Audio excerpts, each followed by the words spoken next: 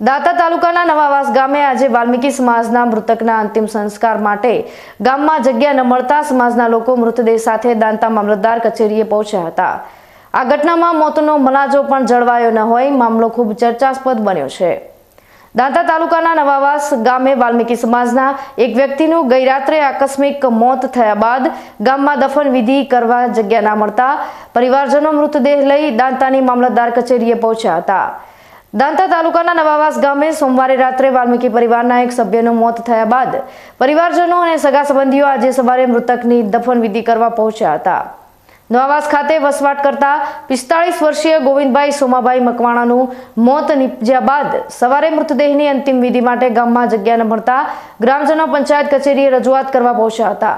જોકે તલાટી અને સરપંચ પંચાયતમાં હાજર ના મળતા મૃતકના પરિવારજનોએ મૃતદેહ સાથે દાંતા મામલતદાર કચેરીએ ધસી જઈ ન્યાયની માંગણી કરી હતી। હું ગામ નવાસનો છું।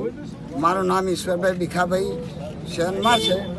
મારો કહેવાનો પ્રશ્ન એક જ છે, હરેક માણસોને ભંડારવાની બાળવાની જગાઓ છે, બાકી જાતિ હરિજન ભંગી કહેવાય એમની કોઈ જગ્યાએ સાહેબ ભંડારવાની તો કોઈ જગ્યાએ એમને બેઠો કે નથી અને બપડાને મરી જાય તો ભંડારવું કયો।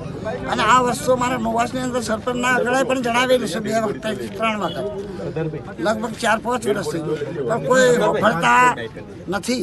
એટલે મહેરબાની કરી અમે મામલતદાર સાહેબને અરજ કરીએ છીએ આ લોકોના માટે મહેરબાની કરી અને જગ્યા ફાળવો તો આ સરકારી નાસ્તો ભંડારવાની કોશિશ કરીએ। આ લાશ રજા હવારવાની 2 દાડાથી ક્રાંતિકારી જય ભીમ।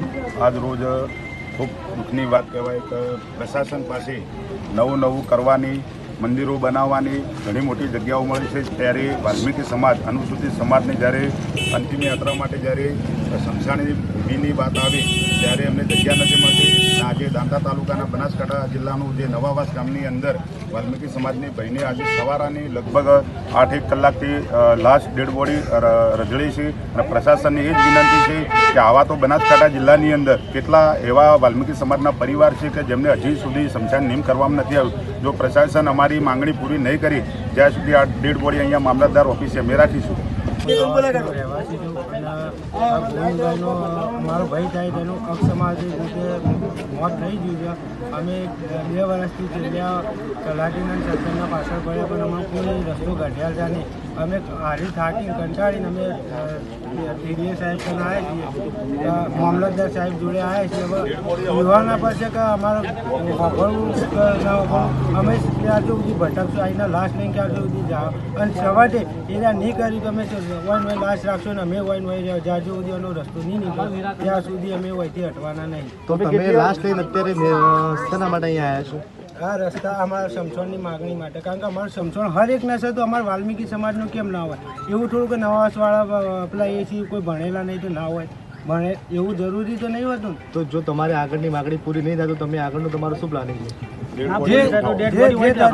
જ્યાં સુધી નહીં થાય ત્યાં સુધી તમે હટવાના નહીં, જોવાઈ જાય। આ ઘટનામાં મોતનો મલાજો જળવાયો નથી અને મૃતદેહ પણ રજડી રહ્યો છે, ત્યારે ન્યાય આપો ભાઈ ન્યાય આપો ના નારા સાથે મૃતદેહ સાથે પરિજનો દાંતા મામલતદાર કચેરીએ ધરણા પર બેસી જતા તંત્ર પણ દોડતું થઈ ગયું હતું। મૃતકના પરિવારજનોએ મામલતદાર કચેરી હાય હાય ના નારા પણ લગાવ્યા હતા। તંત્રના અધિકારીઓના નામે પણ હાય હાયના નારા લગાવાયા હતા। આ ઘટનાના પગલે દાંતા મામલતદારે નવાવાસ ગામના સરપંચને બોલાવી આ મામલે ચર્ચા હાથ ધરી હતી। આ અહેવાલ લખાય છે ત્યારે પણ આ પ્રકરણમાં ચર્ચાનો દોર ચાલી રહ્યો હોવાનું જાણવા મળ્યું છે।